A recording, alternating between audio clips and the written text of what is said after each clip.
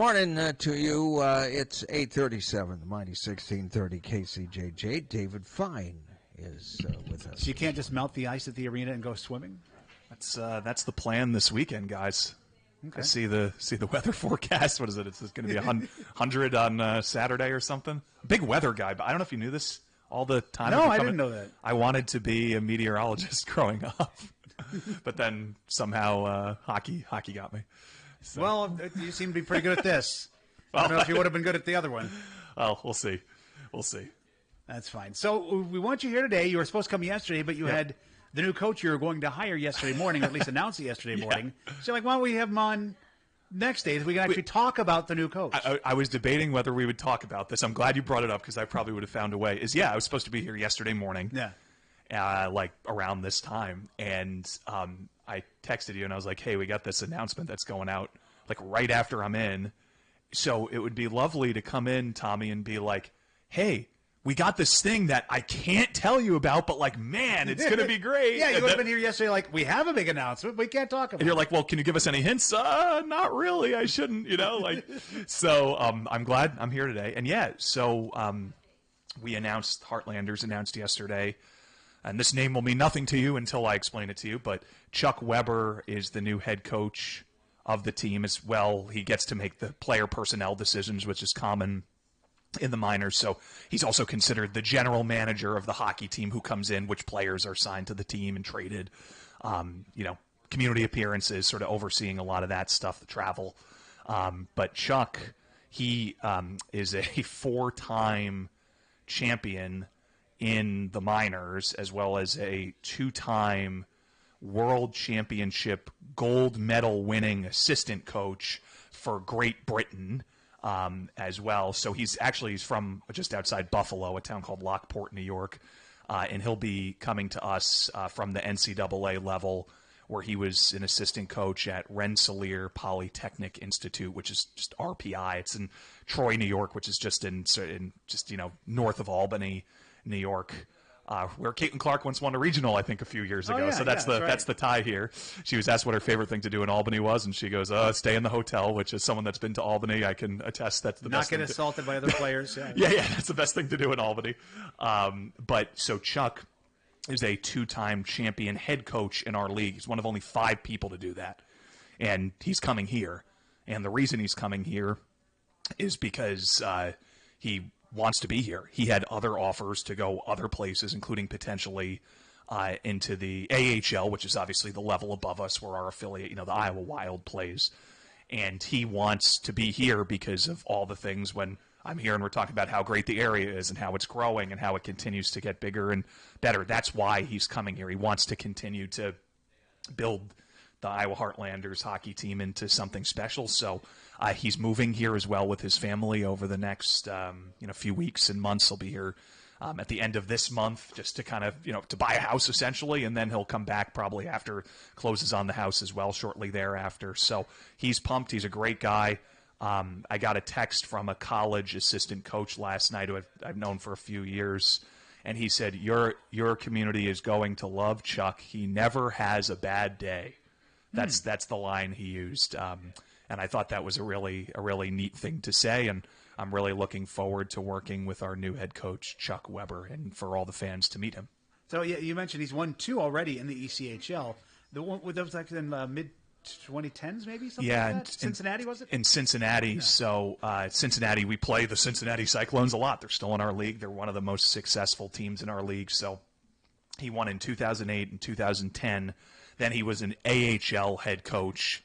He went overseas, won titles there, went to college hockey afterwards. So he's been around the block, he's been everywhere kind of thing. Yeah. But he has 25 plus years, and I think this will be his 27th year as a professional coach.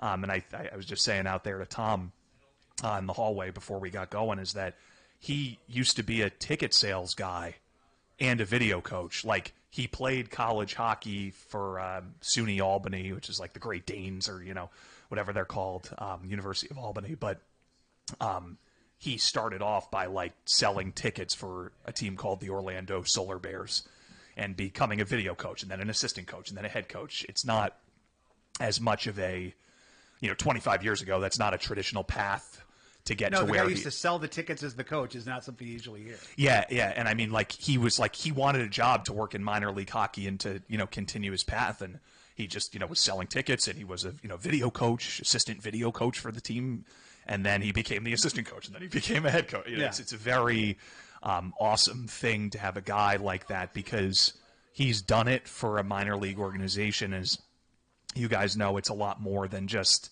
show up and play the games. It's all the other stuff that goes into it, in terms of how we're going to be involved in the community and our players, and getting out to schools and helping out with nonprofits, and that's such a big part of the minor league landscape, and making sure the players are. He used the term yesterday, like where they are, where their feet are at, because all these players want to move up and make the NHL one day. They're only 2 levels below it here, AA hockey, but when they're here, that they're really active, great members of the community. And any coach can say that.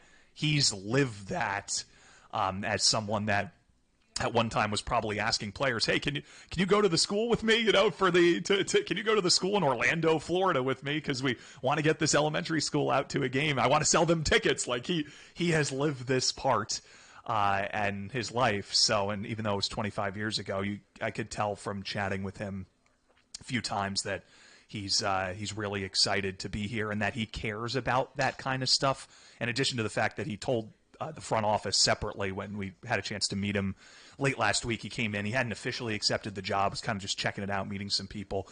And this, I'll share it here. This was the line he said. He said, "I beg your pardon, because I have an addiction, and unfortunately, it's like to winning everything." And he said that, expect. I'm sorry to maybe make your off seasons a little bit shorter, but expect to be working into late May, early June, which in hockey world, as we just saw with the Florida Panthers, mean you're in a championship round. So that'll be an awesome thing. And continuing to build off where the team left off last year, he's inheriting an amazing roster situation in the Heartlanders. We just made the playoffs for the first time ever last year and had some awesome attended games. 4 of our top 10 attended games were just in the last couple months of the regular season ever. So that's where it's at with Chucky Boy, with Chuck Weber. Now, you mentioned his outreach that he does, and that was in the news release as well. The community outreach he's really good at, with, like you said, going into the schools and stuff like that. Do you think that's part of because he was with the front office and had seen that side of it? Yeah, I think so. Also, when you've just sort of been around the block, like, you understand the power of it. And to kind of teed me up here without knowing it, Tommy, but so I had read about some of the stuff he did with the Cincinnati Cyclones, and Cincinnati, major market, all this stuff. Let's just put that aside for a second. But they've had a long history of having minor league hockey teams fail. Actually, they had a long history going back. NHL, they had an NHL team, I think, at one point. Didn't they? A long time ago. AHL, ECHL, all the IHL, like all these leagues that would come in and last for 2 or 3 years.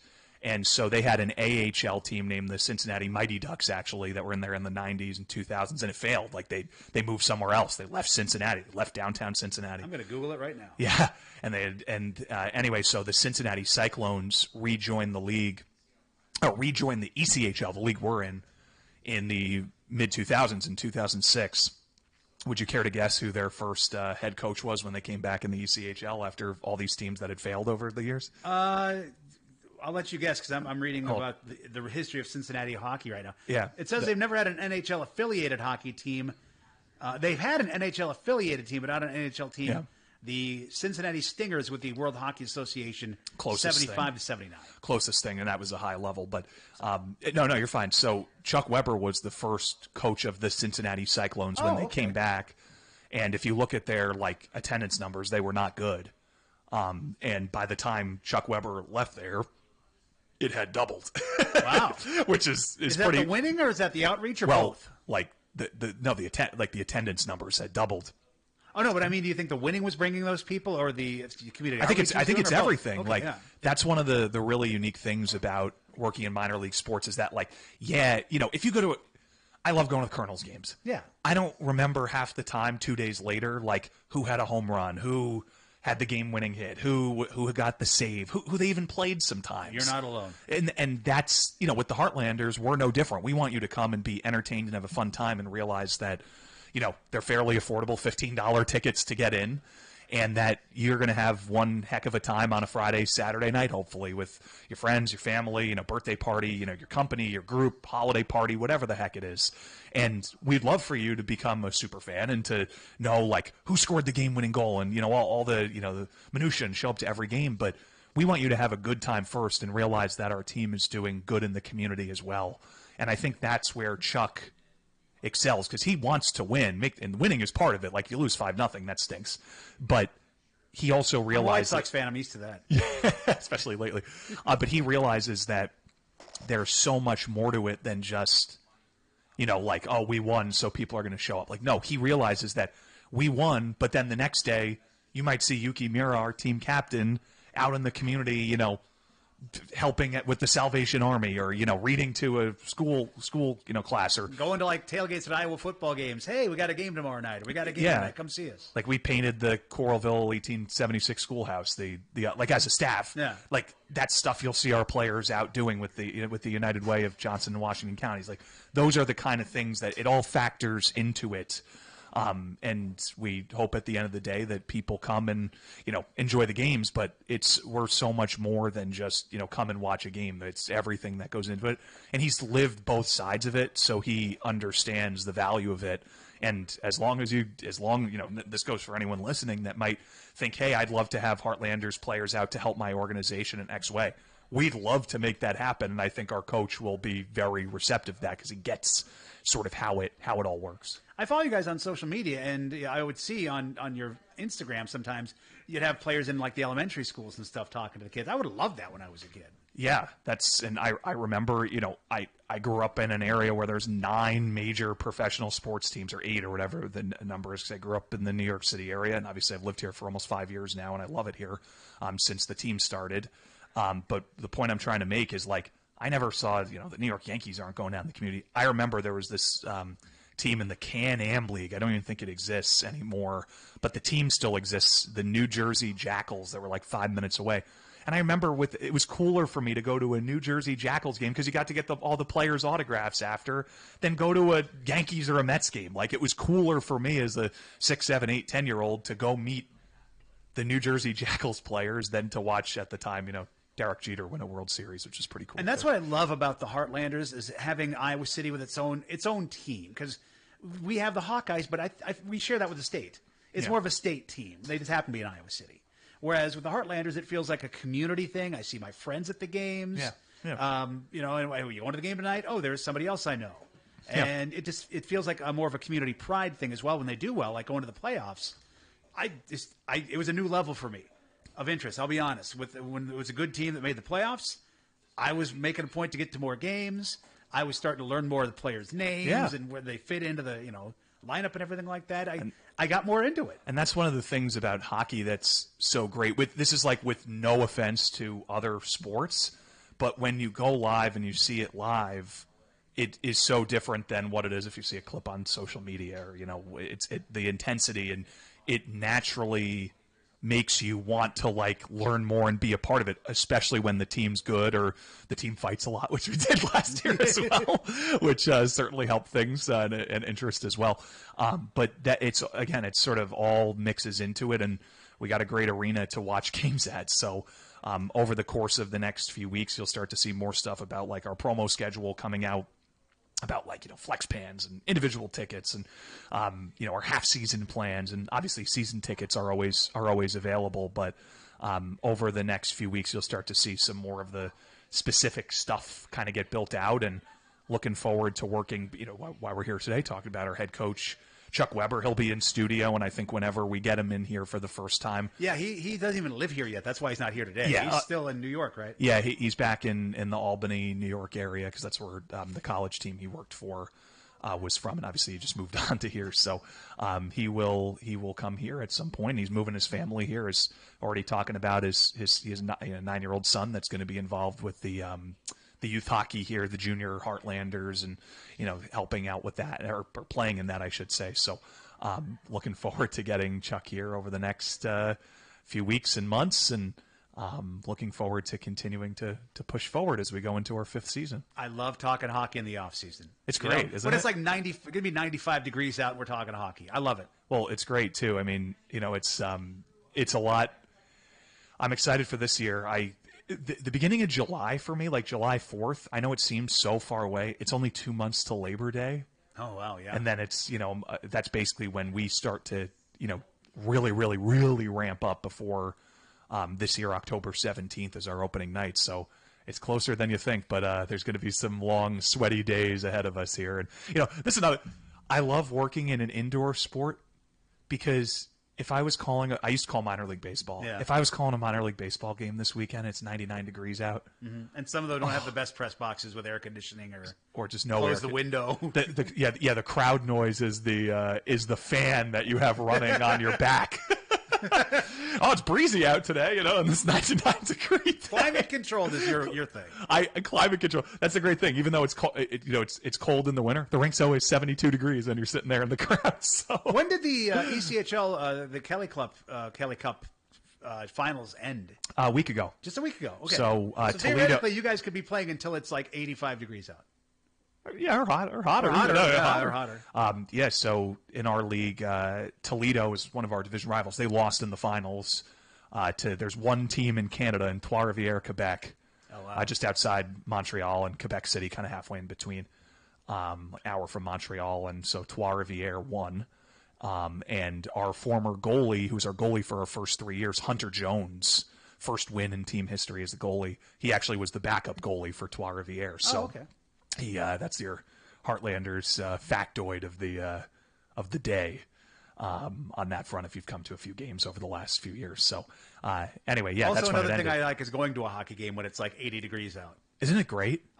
When I worked for the Rough Riders, and then when the Clark Cup, we were playing into it was only April. We were playing into April or maybe early May, and it was still like 75 degrees, and I'm like in my shorts and a t-shirt going to the hockey game. We've been blessed that every year, the final week of the regular season, regardless if we made the playoffs or not, it's like between 72 to 82 degrees, and it's like the first warm stretch it has been, knock on wood, sort of that like second week of April. And boy, is it just the greatest thing when you get a chance to walk, like you're walking the rink, you've been walking around all day. There's game that night. It's like 80 degrees, and then you walk in, and all of a sudden there's like that. You feel the cool, especially when you're by the ice. Like walking into a walk-in cooler at a grocery store or something. Exactly. Like it's exactly the same feeling. Like if it's hot in the grocery store, and you open the freezer to get out the ice cream, and you sort of feel that little chill. And it's like not too much, but it's just enough to like make you be like, "Ooh, that's nice. I just want to stand here for a minute." That's how it feels when you walk into a hockey rink on a warm day. You're going like a Hy-Vee's walk-in cooler, and you're like, "Oh yeah, well, let me hang out here for a little bit." Yeah, exactly. Anything else we should mention or bring up that you got going on right now? That's it from a like what you're going to see from us. Obviously, season tickets are available, but you'll start seeing promo information. Like when I say flex plans, like if you know, I want to come to a few games this year, but I don't know what dates yet. That's the flex plan where you get undated tickets that then you redeem at the box office, whenever on Friday night. Oh, we should go tonight. We got four flex tonight, tickets, maybe two the next night. Exactly. So you'll start seeing a lot more of that stuff, and then like I mentioned, if you or your organization is interested in like having us out to things or players, whether it's this season or this off season, especially if like your nonprofit or community group, please reach out to our front office and give us a call, or just shoot us an email or fill out a form on our website, and we'd love to come help you or your organization and build the hype with you. So that's really it. And if not, you'll be seeing us at a bunch of parades over the next few weeks. So get some free stuff from us at the parades. Well, David, thanks for coming in. Thank you. Go to IowaHeartlanders.com for all the latest information, buy tickets, etc. David Fine from the Iowa Heartlanders. Hi, Jordan Sekafetz here for Dodge Street Tire and Auto. Is your vehicle